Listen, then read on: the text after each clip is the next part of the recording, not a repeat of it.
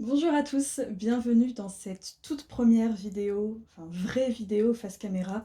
Je me suis toujours demandé si cette vidéo serait la première vraie vidéo entre guillemets de ma chaîne, et finalement c'est le cas, mais c'est une vidéo que je me suis toujours dit que je ferais, et bah du coup je la fais aujourd'hui. Dans 2 semaines, je fête mon anniversaire, mais dans une semaine, je fête un autre anniversaire, je fête les 10 ans de mon opération. Ça va faire 10 ans que j'ai fait ma réduction mammaire, et étant donné que je me suis toujours dit que j'en parlerais sur YouTube, je me suis dit autant en parler pour, voilà, pour le 10e anniversaire. Au début, je me suis dit que j'allais faire un peu un story time voilà, de mon opération, du pourquoi, du comment et de ce qui s'est passé.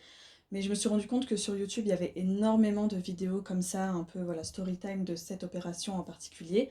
Donc je me suis dit que j'allais la faire un petit peu différemment. Je vais vous expliquer voilà, le avant et le pourquoi je me suis fait opérer, mais je vais surtout répondre à 10 choses que je croyais avant de me faire opérer et qui en fait, bah, pour certaines sont vraies et pour d'autres, pas du tout. Donc voilà. Et si jamais vous voulez une version un petit peu plus courte, je vous ai fait un réel et un TikTok que je vous mettrai en barre d'infos où je réponds simplement par oui ou par non. Alors on va d'abord un petit peu remettre dans le contexte et vous expliquer voilà, ce qui s'est passé. Quand j'avais 13 ans, j'avais vraiment aucune forme, quelle qu'elle soit, j'étais pas encore réglée et j'avais encore vraiment mon corps d'enfant. J'avais ni hanche, ni poitrine, ni rien du tout. Et à 14 ans, j'ai eu mes premières règles, et c'est quand j'ai eu mes premières règles que j'ai commencé à me former, et surtout que j'ai commencé à avoir de la poitrine. Mais ce qui s'est passé, c'est que je suis passée de rien du tout à beaucoup. C'est-à-dire que quand j'ai commencé à avoir de la poitrine, j'ai commencé de même pas un bonnet A à un bonnet C peut-être en 6 mois environ. Et ma poitrine n'a jamais cessé en fait de grandir et de grossir. Donc je sais qu'il y a un nom particulier pour ça. Moi je m'en souviens que le chirurgien m'avait dit que c'était une excroissance de glande mammaire, mais je crois qu'il y a vraiment un nom spécifique, donc j'essaierai de vous le mettre si je le retrouve. Mais en tout cas voilà, c'est juste mes glandes mammaires qui se sont surdéveloppées, ce qui fait que je suis, voilà, à 13 ans j'avais rien du tout, à 14 ans je faisais un bonnet C, et vers même 15 ans je faisais un bonnet D. En fait je prenais quasiment une taille par an jusqu'à arriver au bonnet G. Voilà. Donc environ vers mes 18 ans, j'avais un bonnet G, ce qui est énorme, surtout quand, voilà, quand on est comme moi, je suis assez petite, je fais moins d'1,60 m, et même si j'étais un petit peu plus forte à l'époque, c'était quand même très disproportionné. Et du coup, le pourquoi un peu je me suis fait opérer, outre les problèmes de dos que j'avais, parce que sur certaines photos, on le voit, j'étais bossue, tellement ma poitrine était lourde à porter, puis surtout, voilà, c'était très gros, et puis c'était très lourd, donc mes seins m'arrivaient à peu près jusqu'au nombril. Donc esthétiquement, c'était pas beau, j'avais d'énormes problèmes de dos. Moi qui adorais courir, impossible de courir. Celles qui ont une poitrine assez forte, vous comprendrez ce que c'est la galère pour, voilà, pour faire du sport avec vraiment des gros seins. Moi, à partir d'un bonnet G, c'était vraiment plus possible.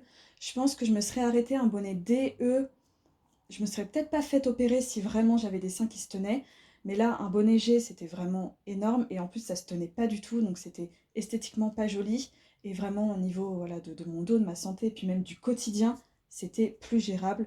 Donc j'ai décidé de me faire opérer quand j'avais 18 ans, c'était, je crois, une semaine ou deux avant mon 19e anniversaire.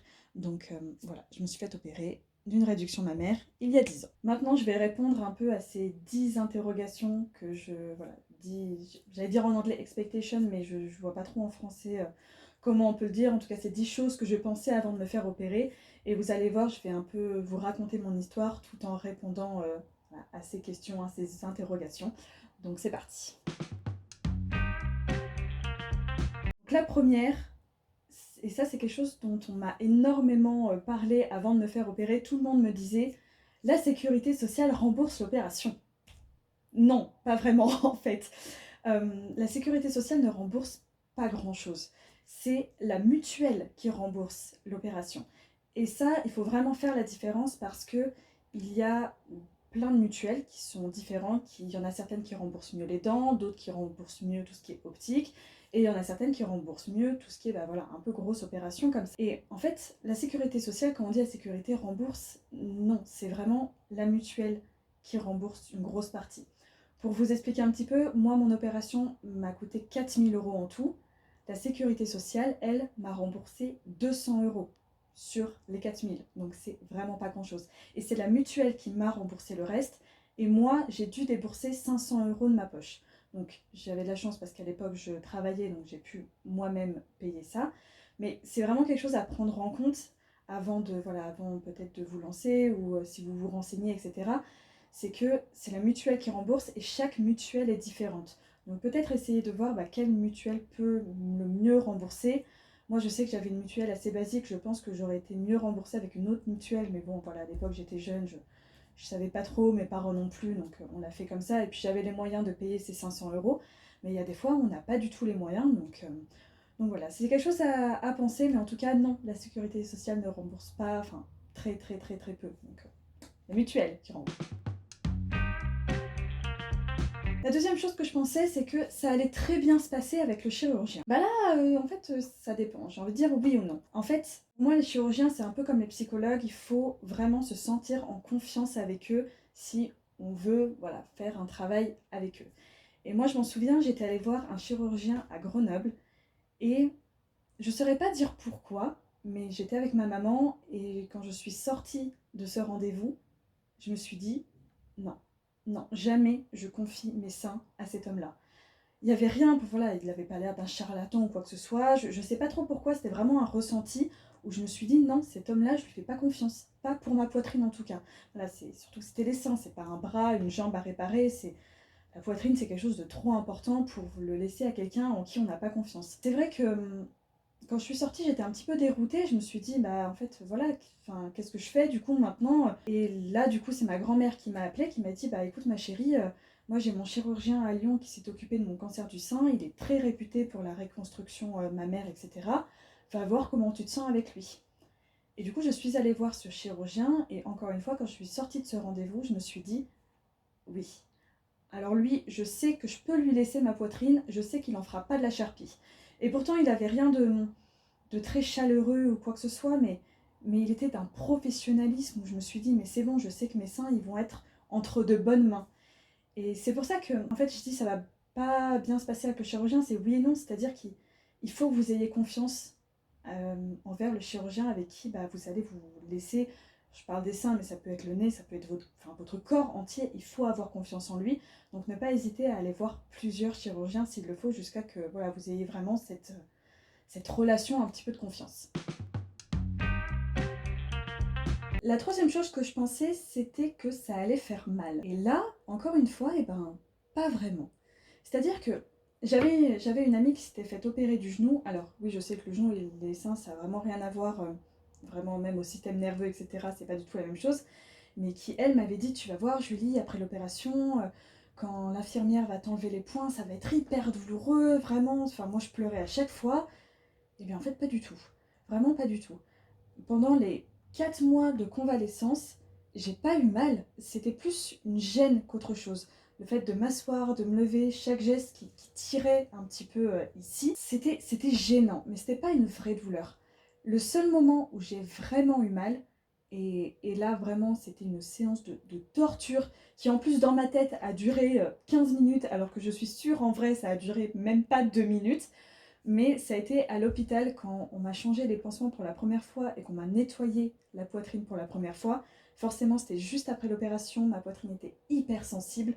Et là, j'ai hurlé de douleur. C'était hyper douloureux, mais je crois que j'ai jamais eu aussi mal de toute ma vie.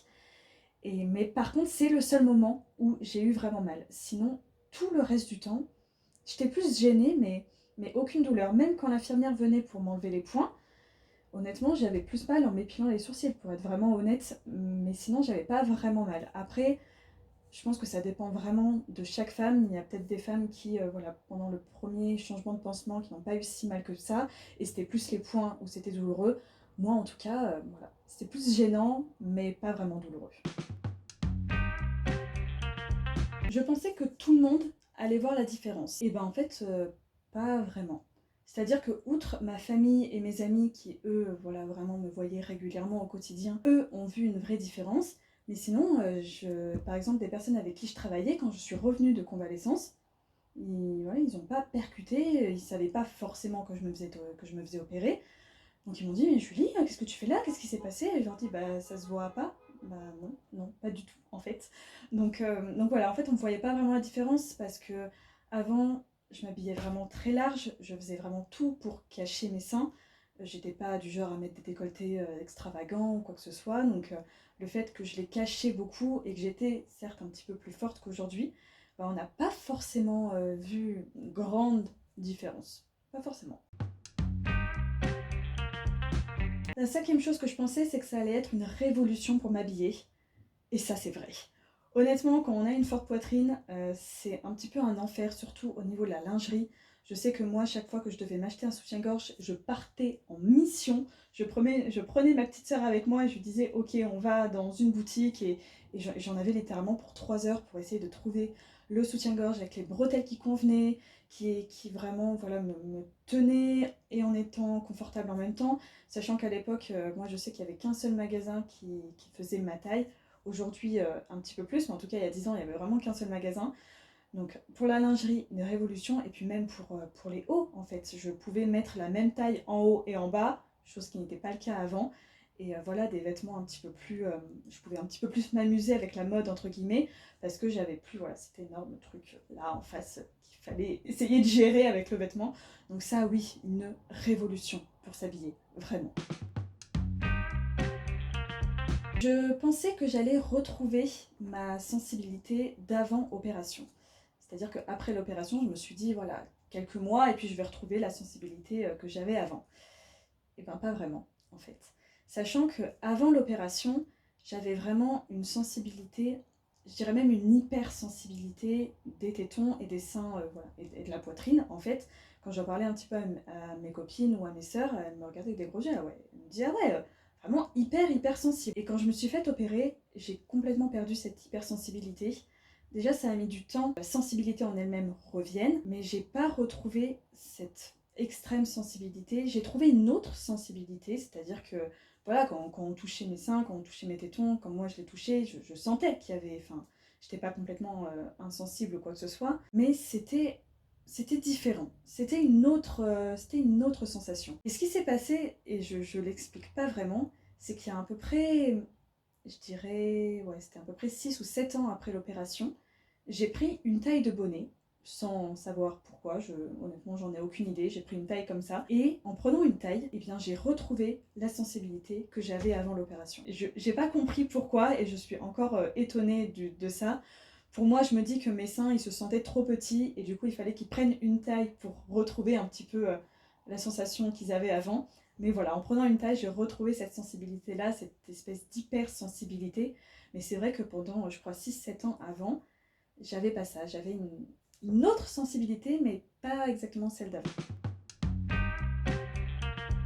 Je pensais que mes cicatrices ne se verront pas. Et bien si, elles se voient. Sachant que je le croyais, mais pas vraiment parce que toutes les dermatos que je suis allée voir me l'ont dit, et même moi je le sais, je cicatrise vraiment très mal. Et j'ai même ma peau qui réagit assez mal aux cicatrices en général, ça c'est une dermato qui me l'a dit. C'est-à-dire que pour vous donner un exemple, quand j'ai un bouton, même si je ne le touche absolument pas, je peux avoir une cicatrice pendant 6 mois à peu près. Tellement ma peau, voilà, je cicatrise mal, c'est comme ça. Donc je savais qu'il y avait plus ou moins de chances pour que, enfin de chance, de malchance du coup, pour que les cicatrices se voient, et effectivement elles se voient, sachant que voilà, c'est un petit peu de ma faute aussi, c'est-à-dire qu'après l'opération, on est censé bien masser ces cicatrices avec une crème spéciale, chose que je n'ai absolument pas faite. Je crois que, oui, je vous dirai après le pourquoi du comment ça s'est passé comme ça, mais c'est vrai que j'ai pas fait ce travail-là, donc non seulement je cicatrise mal, mais en plus de ça, j'ai pas fait le travail, donc c'est vrai que non, mes cicatrices se voient. Alors pas... Pour moi, elle se voit beaucoup quand, voilà, quand par exemple je montre à mes sœurs, pour elle, elle se voit pas. Mon chéri, lui, il a l'habitude. Mais en tout cas, c'est vrai qu'il y a certains endroits où je trouve qu'elle se voit plus que d'autres. Après, c'est vraiment pas quelque chose pour lequel je complexe. Maintenant, elles font partie de mon histoire et voilà, elles sont là et elles écrivent un petit peu l'histoire de cette opération et de ma poitrine. Mais non, elles se voient. Ça c'est vraiment... C'est quelque chose pour lequel je rigole parce que je me suis vraiment dit ça dans ma tête il y a 10 ans. pour moi, ça allait être une révolution dans ma vie sociale, en fait. Que vraiment, j'allais vivre ma meilleure vie, que j'allais avoir vraiment des succès avec les hommes. Mais en fait, je rigole, mais je rigole de ma connerie. Pas du tout, mais pas du tout. Et ça, je le comprenais pas à l'époque. Mais c'est que, en fait, c'est assez logique, entre guillemets. C'est-à-dire que même après l'opération, j'étais pas forcément mieux dans ma tête et dans mes baskets. Et du coup, bah, j'ai pas forcément voilà, vu un changement sur ma vie sociale parce que moi, j'avais pas vraiment changé. Mon corps avait changé, mais moi, pas vraiment. J'étais toujours un peu complexée, j'étais pas bien dans ma tête, pas bien dans mes baskets, et forcément, ça, bah, ça fait une différence. C'est vrai que quand on voit une personne qui est toute renfermée, qui sourit pas, qui a l'air pas très, voilà, pas très heureuse, ou heureux, enfin peu importe, ça donne pas vraiment envie d'aller voir cette personne. Alors qu'une personne qui rigole, qui a l'air bien dans ses pompes, etc., bah forcément, ça donne envie d'aller lui parler. Et moi, j'étais vraiment très, très, très renfermée sur moi-même. Donc non, je vivais pas ma meilleure vie. J'ai pas vécu ma meilleure vie après l'opération. Ma meilleure vie, je la vis maintenant, 10 ans après. Parce qu'aujourd'hui, je suis bien dans mes pompes, je suis bien dans ma tête, je sais ce que je veux pas, je suis bien aujourd'hui. Mais il y a 10 ans, je l'étais pas. Et ça, voilà. J'ai des gros seins ou pas, quand t'es pas bien dans ta tête, bah, ça fait une différence. Mais ça, voilà, quand on est jeune, on ne comprend pas forcément que le physique, bah, ça fait pas tout. Et effectivement, ça faisait vraiment pas tout. Alors ce point-là, c'est, je pense, le plus gros point de cette vidéo et un peu vraiment la chose que je pensais vraiment, et en fait pas du tout, c'est que je pensais que j'allais bien gérer le changement. Pas du tout. Vraiment pas du tout. Pour moi, un complexe, c'est quelque chose que l'on crée dans sa tête. Que ce soit justifié ou non, mais c'est quelque chose que l'on crée dans sa tête. Par exemple, pour rester sur la poitrine, une personne peut avoir une très forte poitrine et très bien le vivre, et une autre personne peut avoir la même poitrine et vraiment très mal le vivre et vraiment en faire un complexe énorme. Mais ça, c'est de nous à nous. C'est vraiment un complexe, voilà, c'est quelque chose que l'on crée dans sa tête, soit parce que c'est pas l'image qu'on souhaite avoir quand on se regarde devant le miroir, soit c'est des personnes qui nous ont pointé du doigt, enfin, peu importe. Et de toute façon, un complexe, c'est vraiment pas quelque chose qu'il faut juger parce que c'est de nous à nous. Et moi, c'est vrai que le complexe, il était vraiment, voilà, dans ma tête. Pour moi, c'était quelque chose de justifié. Et pour vous expliquer un peu, le complexe, le chirurgien, lui, le complexe physique, il a mis 2 heures à l'enlever. Le complexe que j'avais créé dans ma tête, j'ai mis à peu près, sans vous mentir, peut-être 6 ou 7 ans à le faire partir. Donc c'est pour vous montrer un petit peu la différence. En fait, étant donné que j'ai toujours eu une grosse poitrine, c'est-à-dire que quand j'ai commencé à avoir des seins, je me souviens même pas avoir fait un bonnet A ou un bonnet B. Direct, j'ai toujours grandi, j'ai toujours eu des gros seins et j'ai grandi avec des gros seins. Donc, pour moi, c'était quelque chose de naturel d'avoir une forte poitrine. Et quand je me suis fait opérer, j'avais ces petits seins et pour moi, ils n'avaient pas le droit d'être là. Pour moi, ils n'avaient pas payé leur dû, en fait, si je peux dire. C'est très étrange à dire, mais dans ma tête, c'était ça. Pour moi, ils avaient aucun droit d'être là. On n'avait pas grandi ensemble, donc ils avaient aucun droit d'être là. Et pourtant, tout m'appartenait. C'est-à-dire que la peau était la mienne, mes tétons, bien qu'ils ont été reformés, c'était les miens aussi. J'avais pas de corps étranger, mais pour moi, ils n'avaient pas le droit d'être là. Ce qui fait que bah, je les ai boudés, en fait.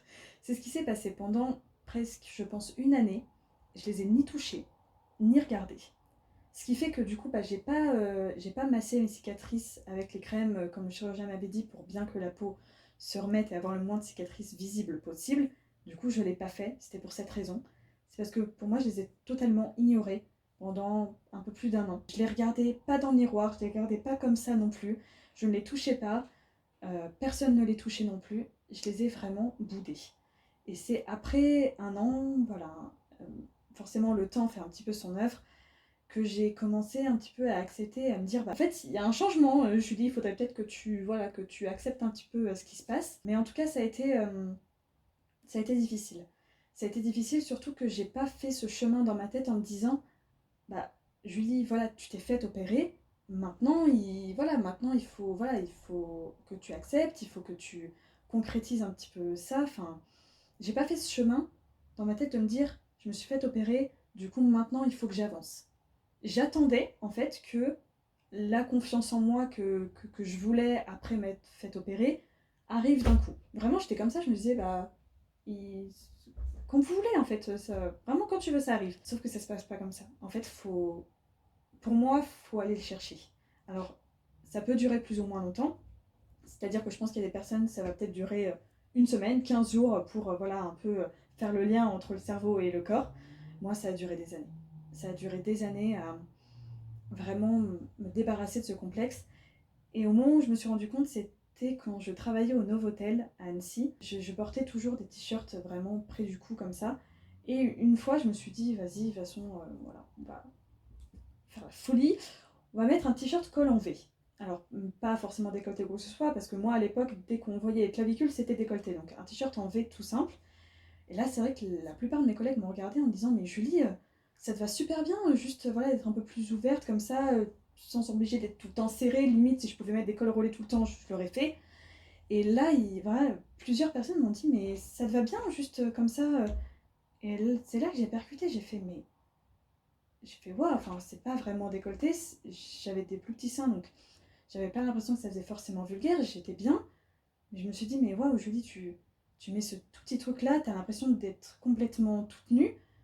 Je veux dire, ça fait bien 7 ans maintenant que tu t'es fait opérer. Enfin, et c'est là vraiment que je me suis rendu compte, j'ai fait waouh, en fait, le travail que j'aurais dû faire dans ma tête quelques mois après l'opération, je ne l'ai absolument pas fait. C'est là que je me suis rendu compte, j'ai fait, mais ça m'a pris 7 ans à mettre un décolleté. Et un décolleté, enfin, à mettre juste un t-shirt en V. Ça m'a pris 7 ans. Et là, je me suis dit, waouh. Donc, ouais, il y a vraiment du travail qui n'a pas été fait et que j'ai mis du temps du coup à faire. Voilà, le lien entre le cerveau et le physique, ça s'est absolument pas fait, mais parce que j'ai pas fait ce travail là-dessus.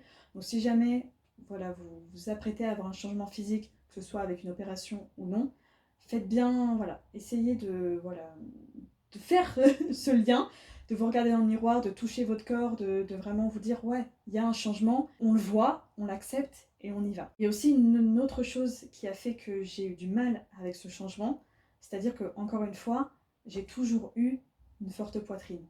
Donc j'ai été un petit peu cataloguée forte poitrine. C'est-à-dire qu'au collège, j'avais des camarades de classe, dans leur répertoire de leur téléphone, c'était pas marqué Julie ou quoi que ce soit, c'était marqué 95C. J'étais vraiment cataloguée gros boobs, c'était comme ça. Alors ça n'a jamais été gênant pour moi qu'on me pointe du doigt entre guillemets en disant bah voilà Julie a des gros seins. Pour moi c'était un peu comme si on disait bah Julie elle est petite. Oui, je fais 1m20 les bras levés, qu'est-ce que vous voulez, je suis petite, c'est comme ça, j'ai des gros seins, c'est comme ça, c'est pas grave. Le fait d'avoir un peu cette étiquette là et d'avoir cet énorme truc ici, quand je l'ai plus eu, cette espèce de quête de l'identité a été compliquée aussi. Je me suis retrouvée là et je me suis dit mais si je suis plus Julie au gros seins, je suis qui? C'est quoi du coup mon étiquette maintenant? Puis surtout que j'avais l'impression que, étant donné que mes seins étaient vraiment énormes, j'avais l'impression d'un peu avoir cette armure devant moi. Et maintenant que je l'avais plus, je me suis dit, mais waouh, j'ai l'impression qu'on ne voit que moi maintenant. On ne voit plus que mes seins. Maintenant, on me voit moi. Et ça aussi, c'était compliqué à gérer. J'avais plus cette armure, j'avais plus cette étiquette. Et étant donné voilà, que j'étais jeune, j'avais 18 ans, j'étais jeune, j'avais pas énormément vécu en plus avant, j'avais pas beaucoup d'expérience sur la vie en général. Donc c'est vrai que cette quête d'identité, elle a été compliquée. Et encore une fois, elle a mis du temps à venir. Et puis voilà, de savoir un petit peu qui j'étais sans ces seins, qui j'étais sans cette armure-là. Ça a été un long chemin, mais encore une fois, j'avais pas fait ce chemin dans ma tête.